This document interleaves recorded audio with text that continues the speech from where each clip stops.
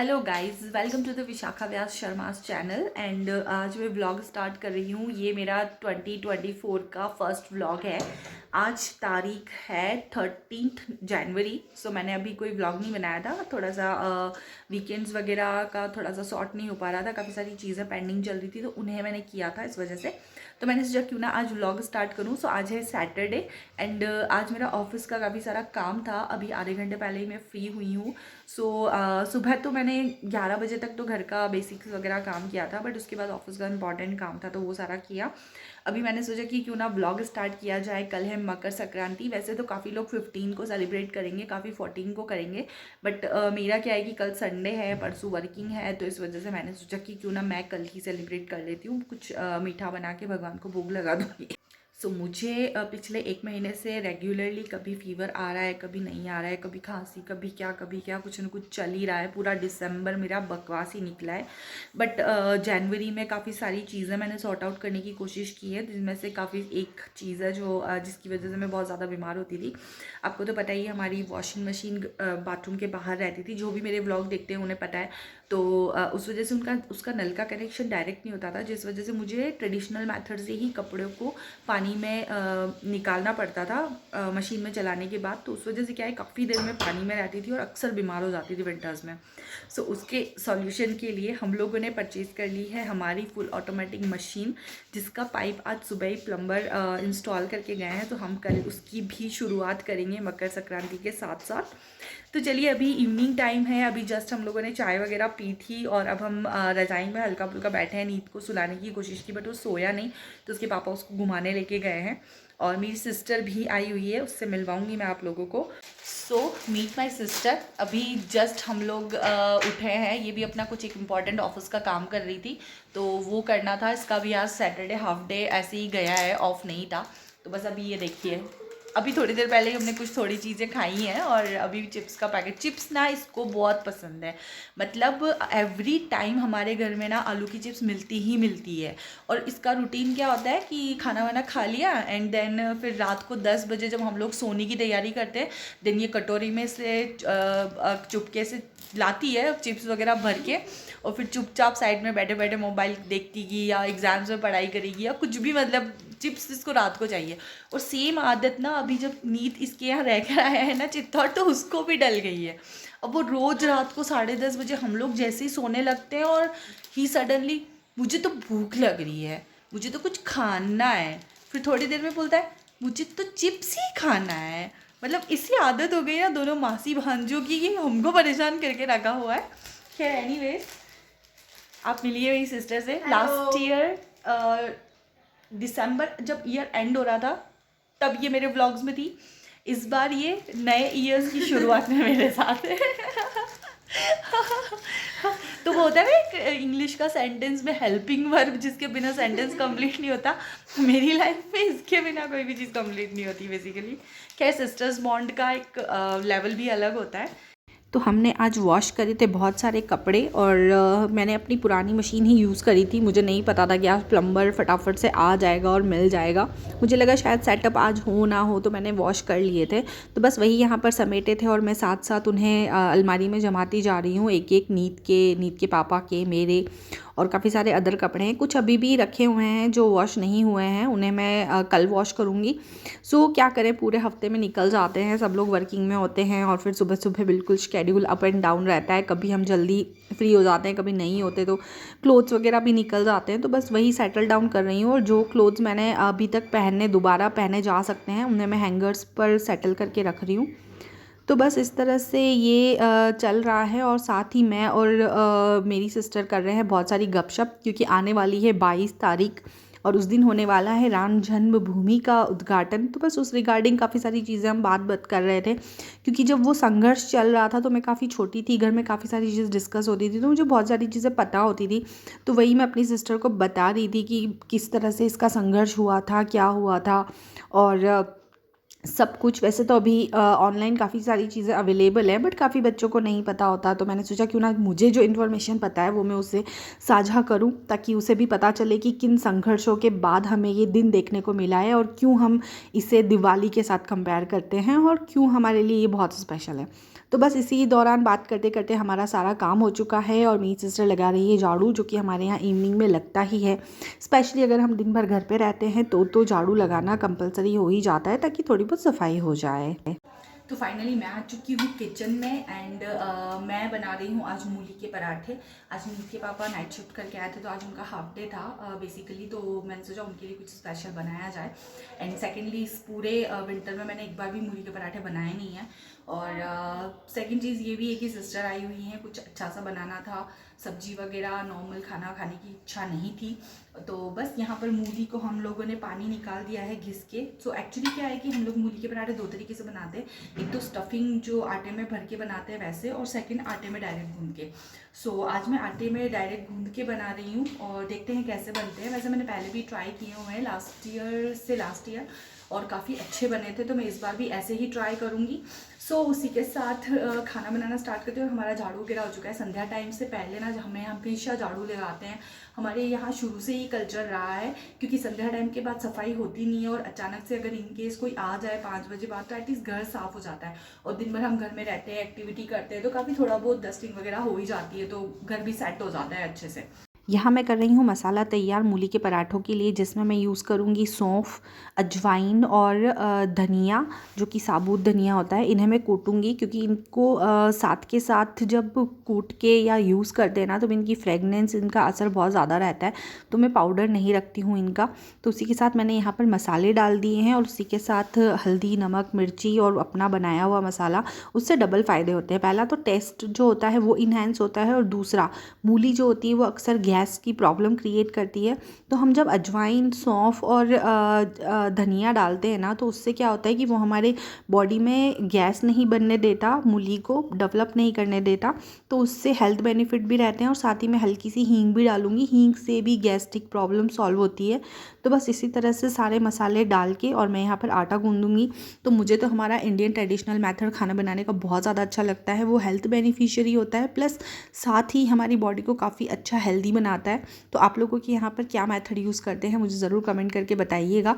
सो बस मैं एक एक मूली यहाँ मिक्स कर रही हूँ, क्योंकि मूली मॉइस्चर छोड़ती है, जिस वजह से प्रॉब्लम हो जाती है। तो मैं पहले मूली अच्छे से मिक्स करूँगी, उसके बाद ही पानी डाल के आटा गूंदूंगी, ताकि एक्स्ट्रा मॉइस्चर ना रहे। तो बस यहाँ पर बना रही हूँ मैं पराठे, और पराठे बनने के साथ ही गरम गरम मैं खिलाती भी जा रही हूँ। मेरी सिस्टर को मैंने बोला है कि वो पराठे खा ले और नीत को भी खिला दे, बट वो लोग तो ज़िद पर ही अड़ गए कि नहीं, हम लोग साथ ही खाना खाएंगे। तो फिर हम लोगों ने साथ बैठकर एक साथ अपना डिनर किया। Good morning guys. तो आज है नेक्स्ट डे मॉर्निंग, और आज हम बहुत ज़्यादा लेट उठे हैं, क्योंकि कल रात को बहुत ज़्यादा लेट हो गया था। नींद तो सो ही नहीं रहा था, वो गलत टाइम पे सो गया था ना, तो उस वजह से काफ़ी लेट सोया था।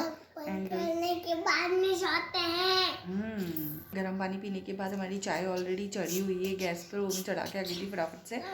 सो दैट चाय वगैरह पी के और घर का बेसिक काम करेंगे। उसके बाद आज है मकर संक्रांति, तो बनेगा कुछ तो भी स्पेशल। गुड मॉर्निंग मौसी।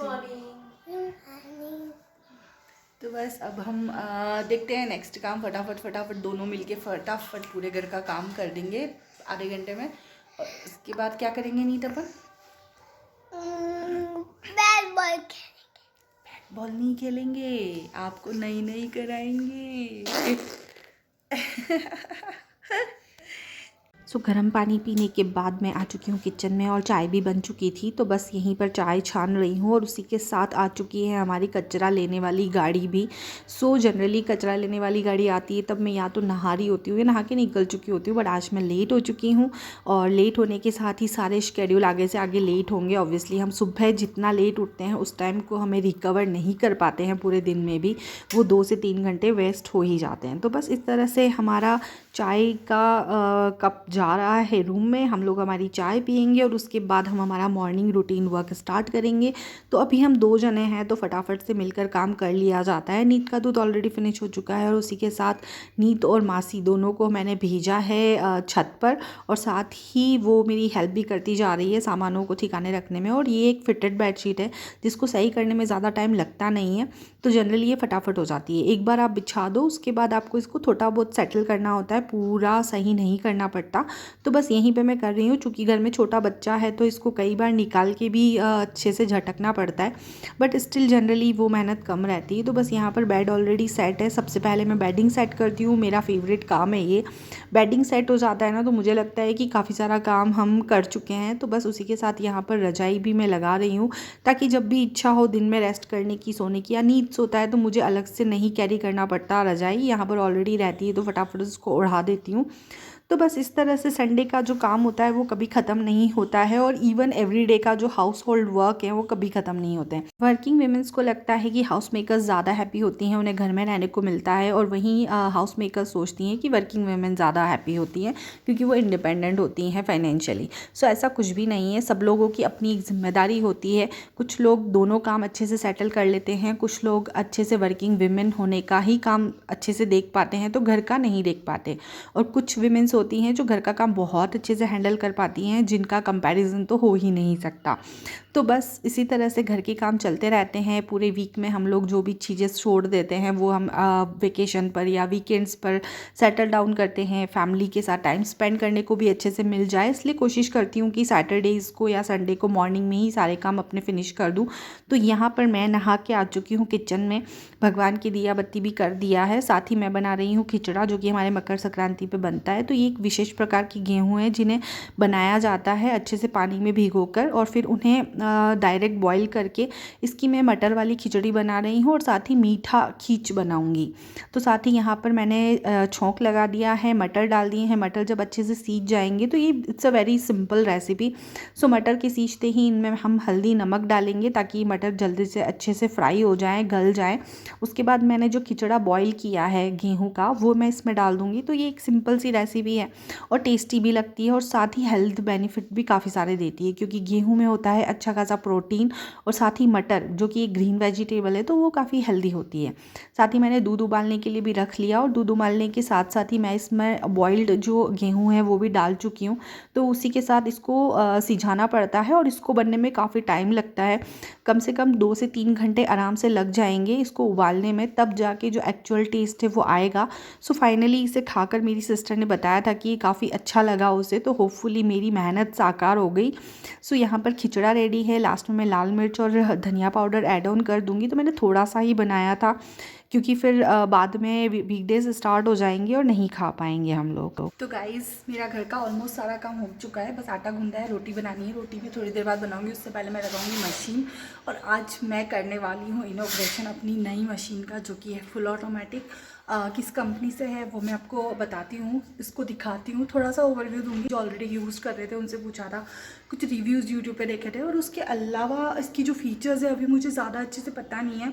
तो अगर आपको इसका डिटेल्ड वीडियो चाहिए तो आप मुझे कमेंट करिएगा, मैं फ्यूचर में आपको ज़रूर इसका लॉन्ड्री रूटीन सेट करूँगी, बताऊँगी आप लोगों को। तो चलिए अभी फ़र्स्ट टाइम मैं इसको यूज़ करती हूँ और बताती हूँ कि मेरा एक्सपीरियंस कैसा रहता है फ़र्स्ट यूज़ का। सो ये है हमारी फुल ऑटोमेटिक मशीन, जो कि हमने बॉश कंपनी की ली है। इसका कवर भी मैंने साथ के साथ मंगवा ही दिया था, सो दैट इसको अच्छे से कवर अप कर सके, सेफ़ रख सके वाटर से। और ये है इसका पूरा एलईडी पैनल, जहाँ पर इसके सारे फंक्शंस दिए गए हैं। इसे ऑन करना है, इसकी सेटिंग्स सारी।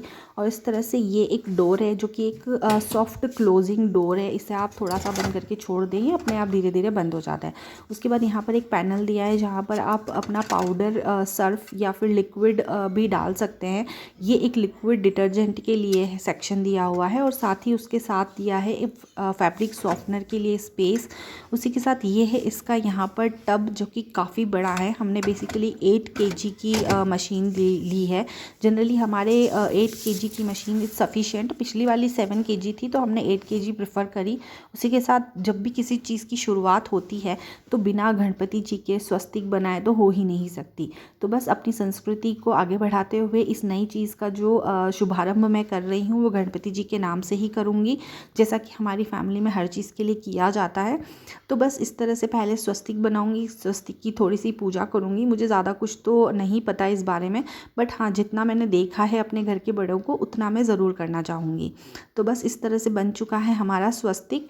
और स्वस्तिक बनने के साथ ही सबसे पहले गणपति जी के मंत्र का उच्चारण करूँगी, जो कि मुझे आता है। जब भी मैं किसी काम की शुरुआत करती हूँ तो इस मंत्र का ही प्रयोग ज़रूर करती हूँ ताकि गणपति जी हर विघ्न को हर लें और हर नई चीज़ की शुरुआत बहुत ही अच्छे से हो। तो बस इस तरह से मैं कर रही हूँ यहाँ पे मंत्र का उच्चारण और उसके बाद ही मैं अपने यहाँ पर कपड़े वॉश करूँगी। सो यहाँ पर मैं कर रही हूँ अपने कपड़े इंसर्ट। डिटर्जेंट मैं ऑलरेडी इंसर्ट कर चुकी हूँ।